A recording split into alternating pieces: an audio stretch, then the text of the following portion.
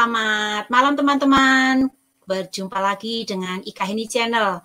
Sekarang masa pandemi, bagaimana memasarkan produk susah, sepi. Nah, di dalam acara saya malam hari ini, saya kedatangan tamu. Ya, tamu saya ini adalah seorang pengusaha yang masih muda dan saat ini sudah sukses, punya beberapa usaha. Dan salah satunya yang paling viral itu ya, usahanya itu adalah Gatot Tiwul Heboh yang berada di lokasinya di Malang Selatan. Dan, saya akan tampilkan ya tamu kita malam ini. Selamat malam Pak Yos. Ya, selamat malam Bu Ika. Ya, nah silakan Pak Yos. Terima kasih, selamat malam, salam jumpa buat teman semuanya. Mungkin pada kesempatan malam hari ini saya akan berbagi pengalaman ya, karena setiap pelaku UMKM akan memiliki pengalaman, memiliki cerita masing-masing. Nama saya Yosya Jero Widodo, bergerak di bidang olahan makanan tradisional, yaitu Gatot dan Tiwul instan. Mengapa saya memilih produksi makanan itu? Karena kebetulan orang tua kami sebagai petani singkong, ya pada saat itu kalau ketika masa panen singkong tiba, itu harga singkong selalu jatuh dan dapat dibilang tidak ada nilainya. Maka dari itu kami ingin memiliki nilai tambah ya, supaya singkong ini ada nilai tambahnya. Maka kami mengolah menjadi makanan Gatot dan Tiwul, tapi yang kita olah menjadi instan. Artinya kita menjual produk yang keringnya seperti itu. Nah, ada beberapa hal yang mengapa kami fokus dan tetap berjalan di olahan ini, karena kami memiliki visi dan misi yang jelas ya. Jadi visi kami ingin mengangkat makanan tradisional Gatot dan Tiwul ini menjadi makanan yang bisa dinikmati oleh umat manusia. Ya, umat manusia artinya bukan orang Jawa saja, bukan orang Indonesia saja, tapi kalau bisa ya seluruh dunia bisa menikmati Gatot dan Tiwul instan ini. Kemudian misi kami, ada beberapa misi yang kami bawa, yaitu antara lain kami ingin mengangkat ya makanan Gatot dan Tiwul ini yang dulunya sebagai makanan yang termarginalkan, makanan deso, makanan yang nggak bergizi, makanannya orang tidak mampu, tapi dengan adanya kami sebagai produsen makanan tradisional ini, supaya Gatot dan Tiwul itu menjadi makanan yang naik kelas, artinya bisa dinikmati oleh semua kalangan. Kemudian yang kedua, kami ingin mengangkat petani singkong supaya mendapat nilai tambahnya. Kalau ketika masa panen, singkong itu harganya biasanya sangat tidak baik, selalu harganya selalu dimainkan tengkulak. Saat ini mendapat nilai tambah yang sangat bagus sekali. Dimasak, siap disajikan kapanpun dan dimanapun. Selain itu juga tahan lama untuk disimpannya. Itu salah satu visi dan misi kami.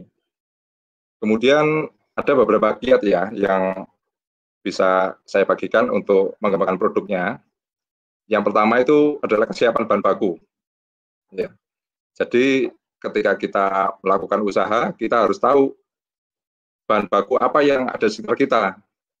Nah, kadang-kadang kalau pelaku usaha tidak jeli ya, cuma targetnya menghasilkan laba yang tinggi, tapi tidak melihat dari hulunya, ya dari hulunya itu kemampuan dari stok bahan bakunya itu akan menghambat ke depannya.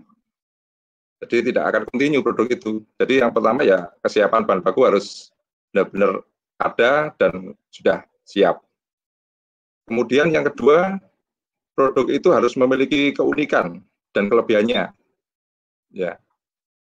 Kalau kita memproduksi tapi asal-asalan saja, tidak ada nilai jualnya dari keunikan atau kelebihannya, ya kita akan kalah di pasaran. Yang keempat adalah kebutuhan pasar tadi ya. Saya bilang kebutuhan pasar. Jadi kita mengikuti permintaan pasar dan trennya pasar seperti apa. Yang kelima yaitu kekuatan marketing dan negosiasi. Kekuatan marketingnya seperti apa? Itu kekuatan marketing dalam artian gimana strategi kita memasarkannya. Jadi saat ini saya banyak menjualnya dengan sistem mitra ya, mitra atau agen atau reseller. Jadi saya sendiri untuk terjun ke pasar tradisional atau pasar-pasar oleh-oleh itu tidak semuanya saya lakukan sendiri. Pengen usaha tapi tidak punya modal. Saya bilang bisa. Modalnya seperti apa? Modal dengkul. Ya, saya sampaikan kemarin Bu Ika, modal dengkul. Seperti apa modal dengkul itu? Ya. Kalau Bob Sadino mengatakan, ya saya membaca itu modal usaha adalah modal dengkul. Artinya dengkul kita itu sudah ada nilainya. Contohnya nih, ya kasarannya ya, dengkul kita di 1 miliar boleh enggak? Nah, bukan boleh. Nah, jadi dengkul 1 itu modalnya 1 miliar. Dengkul 2 udah berapa miliar? Itu yang dengkul aja, belum bagian organ yang lainnya. Artinya apa? Artinya kalau kita punya kemauan, mau melangkah, itu ada peluang-peluang usaha. Contohnya nih, saya memang benar-benar tidak punya duit untuk melakukan usaha, apa-apa. Apakah bisa? Bisa. Banyak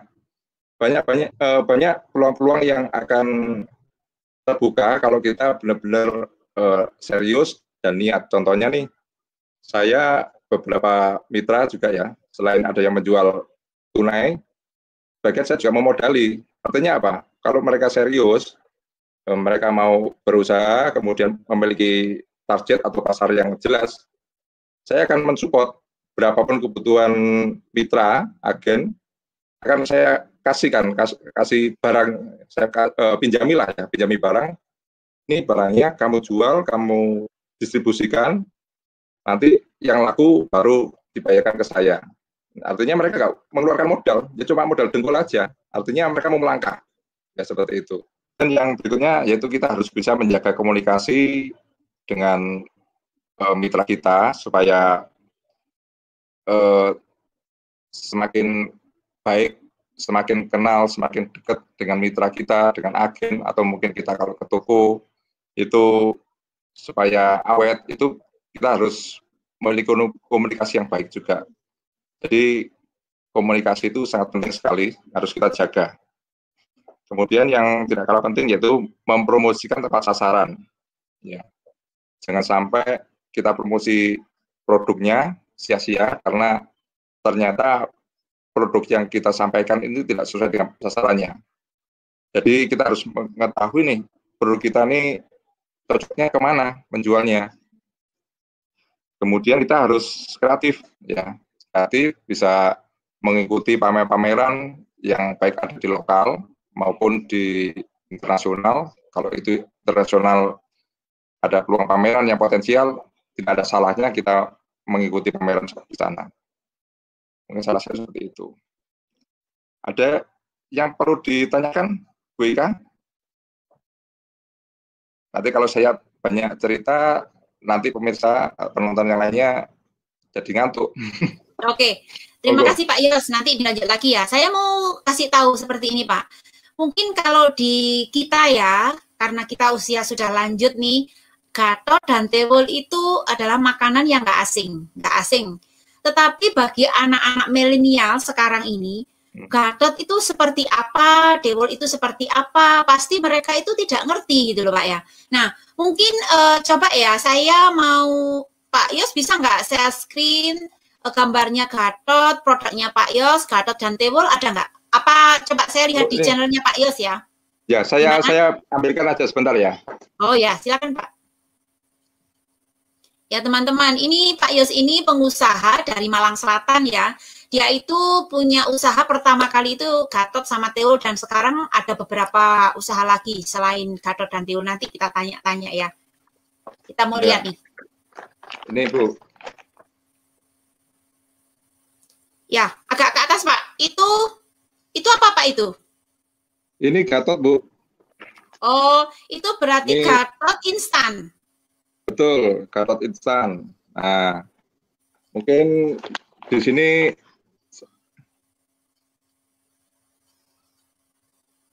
jadi mungkin saya akan menerangkan ya, mungkin beberapa teman-teman atau pemirsa yang belum tahu gatot itu apa. Ini hari ini ada beberapa mahasiswa yang kunjungan ke rumah juga. Ketika saya tanya Gatot dan Tiwul tahu nggak apa itu Gatot Tiwul? Ini Gatot, mereka lihat fisiknya. Kok hitam-hitam gitu terbuat dari apa ya? Oke, saya tampilkan ya Pak ya. Iya.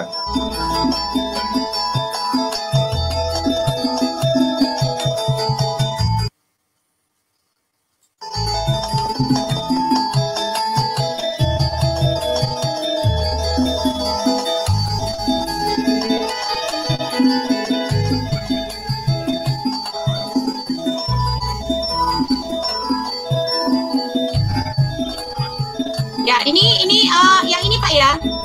Itu apa tiwul ya? Tiwulnya itu ada 2 varian kelihatannya Pak ya. Iya. Itu manis pandan sama manis gula merah. Ya bentar. Ini volumenya saya kecilkan. Ini banyak Bu Ika generasi muda nih yang tak kenal sama Tiwul. Iya, zaman sekarang orang jarang kenal tiwul Pak, anak muda Pak. Selamat. Ya makanya sebenarnya kan mirip sekali ya. Padahal makanan ini dan tentunya dulunya sering kita jumpai kalau kita masih anak-anak ya, masih remaja atau anak-anak dulu. Gatot dan Tiwul ini kan sering kita jumpai di pasar tradisional nih. Benar. Saat ini mulai susah, jadi banyak digeser oleh makanan-makanan modern kekinian itu. Jadi kalau kita tidak inisiatif untuk mempertahankan produk ini ya lama-lama kan habis, akan tersingkirkan. Iya, makanya Pak kalau produk seperti ini kita yang sebagai orang-orang dulu pernah merasakan dan sekarang juga bisa merasakan hari-hari zaman sekarang. Jadi kita jangan sampai makanan seperti ini itu tertinggal atau sudah dilupakan gitu ya. Nah, ya, makanya ini tadi Bapak kan banyak cerita tentang banyak hal tentang Gatot dan Tiwul. Tetapi banyak orang yang tidak tahu Gatot dan Tiwul itu seperti apa gitu ya. Nah ini apa ya produknya? Ya ini mereknya enak memang. Karena kenapa kok enak? Ya memang enak rasanya. Nah, gitu ya. Biar tidak penasaran seperti apa kenikmatannya, bisa dibeli di pusat oleh-oleh atau toko online, itu bisa dijumpai di sana. Iya. Ya, silakan bergabung ke sini. Ya, tadi saya nyimak di luar Pak. Ya, sehat Pak. Oh gitu. Ya. Gitu. Boleh Bu Christine, apa mau jadi mitra, jadi agen, terus tembak? Atau sudah pernah asing ya dengan makanan Gatot dan Tiwul instan ini ya? Ya, dulu sih pernah waktu kecil dulu. Tiwul tuh apa sih waktu saya SD, seingat saya sih. Tapi itu di sekolah dulu Pak ya. Nah, terus sampai saat ini belum pernah nyoba lagi malah Pak. Di sini saya belum dapat lagi. Paling kalau tradisionalnya itu kayak getuk, kayak kue-kue lainnya gitu ya. Nah, ya, betul. Mau tanya nih Pak, kan Bapak tahu mungkin Bekraf ya? Bekraf. Oh iya. Ya, Badan Ekonomi Kreatif. Jadi kadang tuh saya menghadiri di acaranya kayak di G-Expo, di apa kemarin terakhir yang terbesar tuh sebelum COVID di Tangerang. Dia apa sih namanya pameran makanan UKM, lalu expo makanan, pokoknya khusus dalam negeri ya.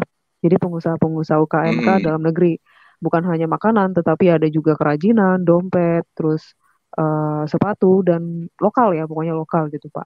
Nah Bapak sering ngikut event-event seperti itu. Saya sih pengen ngajak tapi di bagian kopi gitu Pak. Jadi kolaborasi sama kopi ini gimana kira-kira Pak? Oh ya, Bu Christine di produk minumannya ya berarti ya? Di minuman, ya saya di minuman, di kopi ya. Jadi kan Tiwul itu kalau sama kopi udah ada yang pernah nyoba belum gitu Pak? Adakah Tiwul rasa kopi atau bagaimana? Iya, kalau memang identik ya. Kalau di kampung itu hampir semua orang kalau ke ladang atau lagi santai itu pasti kopi tidak pernah ketinggalan. Nah, gandengannya ya memang Tiwul. Ya, ya betul. Gitu ya. Tiwul, Gatot, singkong goreng, ya. Atau pisang goreng itu mesti gandengannya sama kopi. Kalau di kampung memang itu kayaknya suami istri tuh, tidak bisa ditinggalkan salah satunya. Couple sepasang. Ya, kapalnya. Yang di J-Expo saya satu kali Bu ikut pameran di Jakarta itu tahun berapa Pak? Sekitar 2017 kayaknya ya, sudah lama sekali sih. Itu dari Oh iya. Dinas Koperasi yang mengajak kami fasilitasi diberikan oleh Dinas Koperasi. Jadinya potensial sekali sih di sana, cuma waktu itu belum maksimal karena produk yang dibawa itu berupa instannya, kemudian macam-macam. Jadi ada kuliner, ada kerajinan, ada batik. Jadi satu stand bermacam-macam produk. Jadi Iya, belum bisa fokus ke satu produk yang dipamerkan. iya Pak, benar sekali. Di sini kalau udah bazar event tuh banyak sekali sih memang Pak, terutama kopi ya memang. Nah, kalau Hmm, Tiwul itu kemarin saya sih nggak mampir ke stand-stand yang tradisional karena saya fokus di kopi. Paling kemarin di bagian apa makanan ringan ya makanan snack gitu ya. Terus iya, di iya. bagian apa lagi Bogor di kalau di Jabodetabek sendiri Gatot Tiwul ada agennya Pak? Sudah ada kah atau gimana Pak? Kalau boleh Dulu tahu. ada Bu, ada tapi entah mengapa ya kebanyakan tidak bertahan lama gitu. Kalau yang membeli secara tidak banyak ya, tidak di agen, bukan agennya, akan dimasak sendiri, mau dicoba sendiri itu banyak sekali. Ada yang beli 6 piece, 10 piece tapi tidak dijual lagi. Itu masih sering. Yang paling banyak itu Bekasi. Ya, Oh di Bekasi ya Pak. Jabodetabek, Tangerang, Bekasi itu Itu paling banyak seperti yang reseller ya, menjual lagi begitu Pak. ya langsung langsung kita langsung dikonsumsi sama mereka, kayaknya nggak dijual lagi di sana. Oh dikonsumsi. Ya, Oh sebenarnya pasar potensialnya bagus sih di Jakarta, cuma kita belum menemukan agen yang tepat sepertinya.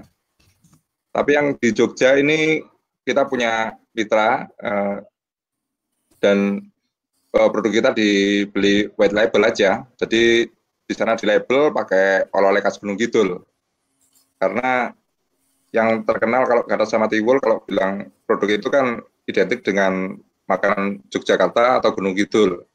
Nah, pasarnya paling bagus di sana. Jadi produksi di sana sendiri masih kalah bagus kualitasnya dengan punya kita. Jadi belinya curah di kita, mereka packing dengan merek oleh-oleh khas Gunung Kidul. Tidak masalah bagi kami, yang penting tetap profit gitu aja. Yang penting cuannya masuk. Seperti itu. iya iya Pak. Yang jadi ini sih memang untuk sebuah produk itu yang pasti kan branding ya Pak ya.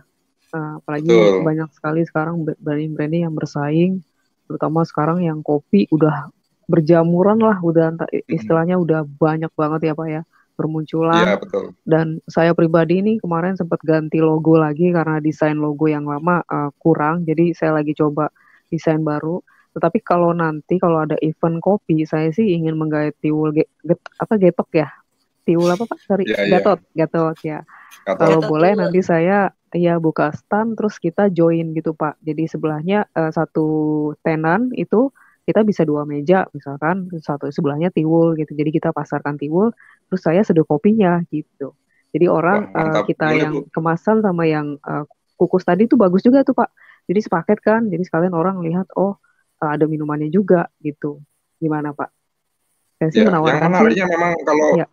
kita bisa menyajikan dengan yang sudah siap saji ya, yang bisa dimakan.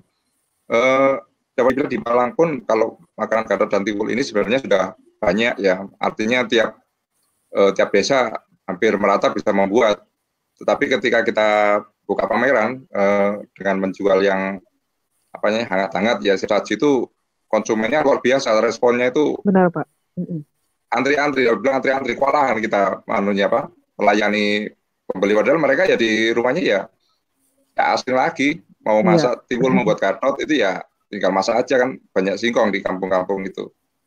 Iya Pak, karena saya research nih di acara event gitu, kalau mereka walaupun dia jual kemasan, mereka itu tetap ada matangnya Pak. Jadi orang ada yang mungkin ngasih sampel, ya kan, ada yang mungkin dia Ya, beli ya, gitu per betul. piece. Contohnya kayak donat juga atau kue-kue buatan homemade ya, homemade sendiri gitu.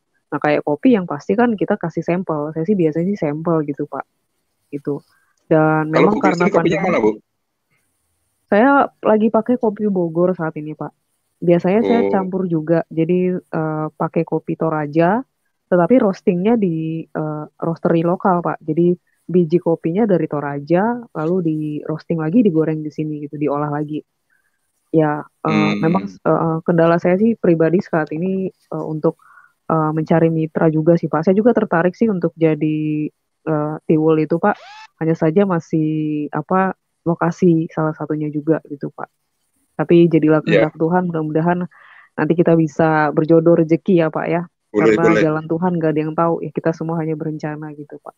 Ya. Itu dulu Pak. Nanti Ya aja mungkin Bu, ada yang bisa, ya. ya nanti kalau bermitra biasanya sama mitra baru, saya sarankan jangan beli dulu produknya, kita kirimi fotonya dulu aja.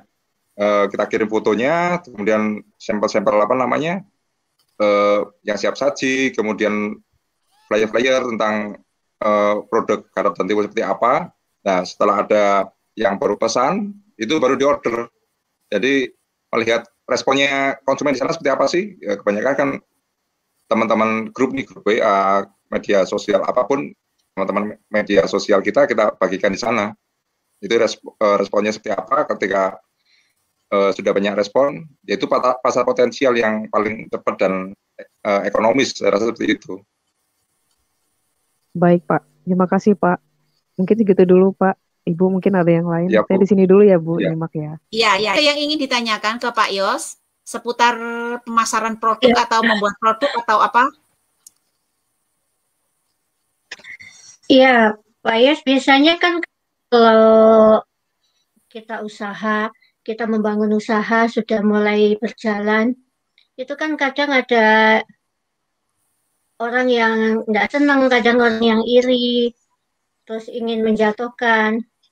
Itu untuk mensiasatinya itu bagaimana itu Pak Yos? Ya, ya Bu, memang banyak sekali ya yang terjadi seperti itu. Contohnya sih yang sudah saya alami,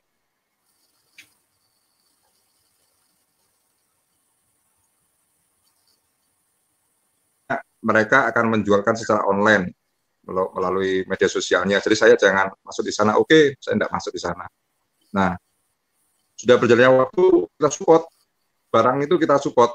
Ya modal dengkul tadi mereka memasarkan, jadi kita support di sana sampai banyak lah, sampai kurang lebih nilainya sampai 10 sampai 15 juta sekian. Nah, kemudian setelah mereka tahu nih barangnya ini ternyata laku, akhirnya mereka membuat sendiri produknya dengan varian yang sama, ukurannya sama, cuma mereknya beda. KW berarti Pak ya? KW ya? Gimana? KW. Dulu produk KW. Iya, dulu merek saya kemudian izin, Pak, mau saya labeli dengan merek saya sendiri, nggak apa-apa ya, tapi saya minta curahnya. Tapi saya ngambil sendiri kok, nggak buat sendiri. Oh iya, nggak apa-apa. Nah, setelah sudah jalan, mereka membuat merek sendiri. Nah, pasarnya sudah dikuasai, ini separuh pasar yang online sudah mereka kuasai. Akhirnya banyak muncul dengan merek yang baru, dengan produk dia sendiri. Akhirnya otomatis pasar saya dengan produknya biasanya keluar, jadi utuh, nggak bisa keluar karena pasar yang satu sudah tersumbat tadi bilang seperti itu. Ya cuma gini aja Bu, yang perlu kita kuatkan ya ilmu ikhlas. Ilmu ikhlas itu mudah diungkapkan tapi sulit dilakukan. Betul. Ya. Betul itu. Jadi ketika kita ikhlas, artinya ikhlas itu ya sudah kayak Pak, bukannya pasrah mundur diri, akhirnya waduh sudah pasar saya dari serobot, raihlah gak ikut-ikutan, gak jual lagi, jangan seperti itu juga. Jadi tidak apa-apa, biar mereka jalan dengan produknya, tidak apa-apa, yang penting kita tetap fokus mencari peluang yang lainnya. Ya itu tadi, kalau kita ikhlas, kita sudah tidak tidak diambil hatinya, tidak dongkol lah, di hati kita tidak dongkol, itu rezeki akan datang sendiri kok. Percaya udah deh, Tuhan itu ajaib, Tuhan kita itu ajaib, akan memberikan berlipat-lipat lagi dari kita. Yang penting kita niatnya baik Pak Yos ya. Ya, niat kita baik aja, enggak apa-apa. Mereka mau seperti apa, enggak masalah. Karena enggak ada undang-undangnya ya. Kalau misalnya undang-undangnya bisa dituntut, ya kita mungkin bisa menuntut. Tapi kalau pasar ini kan bebas. Artinya siapa saja boleh bisa bermain, siapa saja boleh berbisnis. Yang penting masih dalam etika bisnis gitu aja. Ya. Ada lagi, Bu Estining? Ya. Atau Bu Estining mau memasarkan Bu? Sebentar. Boleh saya foto.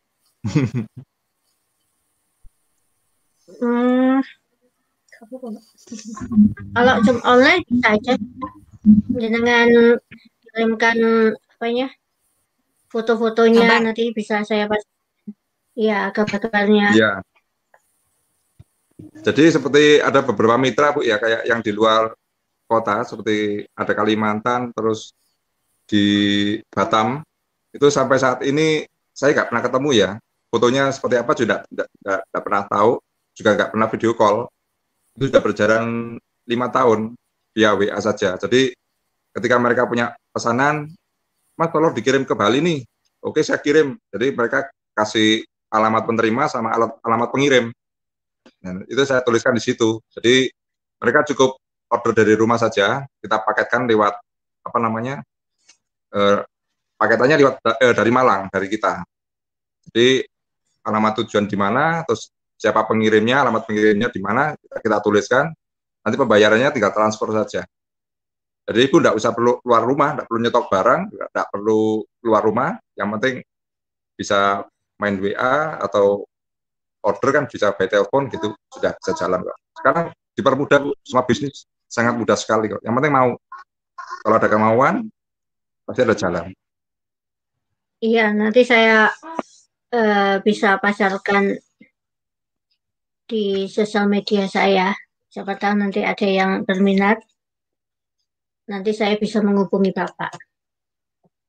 Ya, ya Bu, boleh Bu.